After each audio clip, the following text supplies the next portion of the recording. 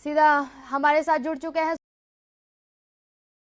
सुबोध तिवारी। सुबोध, आज क्या क्या खबरें दिन भर सुर्खियों में बनी रहने वाली हैं? जी, अगर बात करें दुर्ग नगर पालिका निगम की, तो दुर्ग जिले में जो नगर पालिका निगम दुर्ग है वो काफी संवेदनशील होता नजर आ रहा है।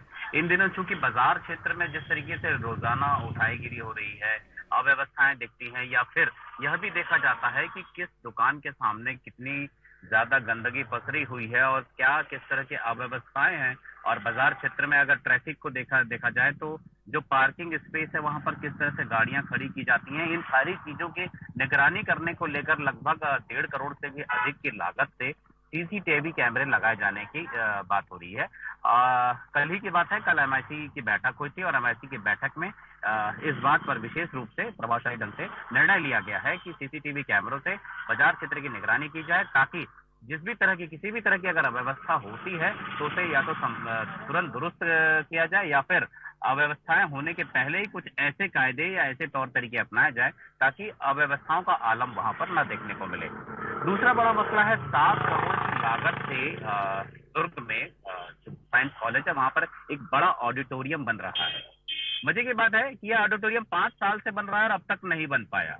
अब इस पे जो पीडब्ल्यूडी के द्वारा यह जो ऑडिटोरियम बनाया जा रहा है, इस पर कहा जा रहा है कि 5 साल पहले ड्राइंग डिजाइन के हिसाब से जो चीजें तैयार की गई थी, नक्शा तैयार हुआ था और जो नींव तैयार की गई और कंगूरा यानी कि इमारत खड़ी की जा रही थी, उसमें अब परिवर्तन आया है। इस वजह से लागत में भी एक बड़ा अंतर आया है और उस लागत में अंतर आने की वजह से जो राशि है वह फिर से मंगाई जाएगी राज्य शासन से, और उसके बाद फिर केंद्र और राज्य सरकार से, और उसके बाद फिर से एक और इस पे इजाफा करते हुए जो भी चीजें जो परिवर्तित की जानी है उन्हें परिवर्तित किया जाएगा। यानी कि बिल्डिंग खड़ी हो गई है, 5 साल से ये निर्माण चल रहा है, बिल्डिंग खड़ी हो गई है, पर अब जो है कि लागत वह बढ़ गया है, ऐसा कहना है पीडब्ल्यूडी के अधिकारी अशोक श्रीवास्तव का।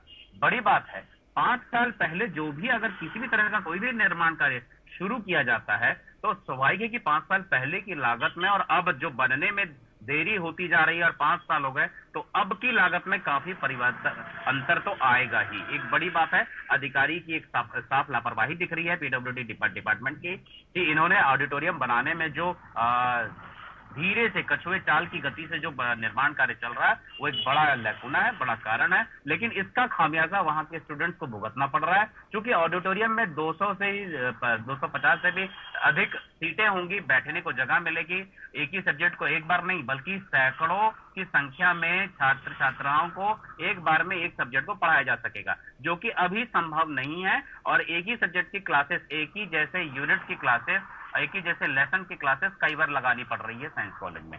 एक बड़ी व्यवस्था है, बड़ा लैकुना है इस पीडब्ल्यूडी विभाग के अधिकारियों का।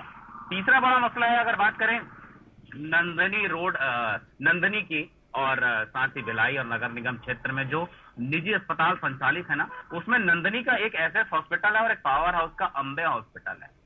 कई सारी परेशानियों और दिक्कतों की वजह से कई बार इसकी शिकायत हुई और मौके पर जाकर स्वयं दुर्ग के कलेक्टर पुष्पेंद्र कुमार मीणा ने निरीक्षण किया और उन्होंने वहां पाया कि जो लाइसेंस लिया गया है वो एमबीबीएस यानी कि एलोपैथी के डॉक्टर से इलाज किए जाने की बात को लेकर उन शर्तों पर लाइसेंस लिया गया है। और पार्किंग व्यवस्था यानी कि अस्पताल है तो एम्बुलेंस के लिए आने और जाने के लिए समुचित जगह होनी चाहिए।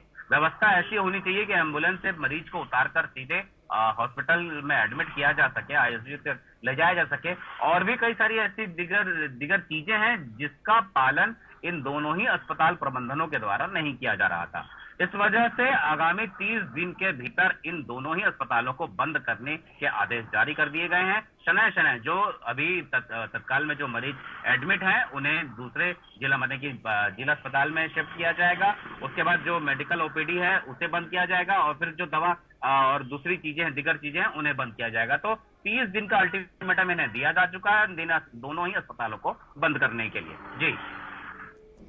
जी सुबोध, दुर्ग में देखा जा रहा है कि लगातार आवारा पशुओं के आपसी लड़ाई की वजह से लोगों को काफी दिक्कतें हो रही है, जिनको लेकर नगर निगम बिल्कुल भी एहतियात नहीं बरत रहा है। हाल ही में कुछ दिन पहले हुए 2 आवारा पशुओं की लड़ाई में एक वृद्ध महिला की भी मौत हुई थी उसके बाद 2 आवारा पशु आपस में लड़ते हुए एक दुकान में जा घुसे थे, लेकिन नगर निगम इसके तरफ कोई ध्यान नहीं दे रहा है। इसके बारे में क्या जानकारी है?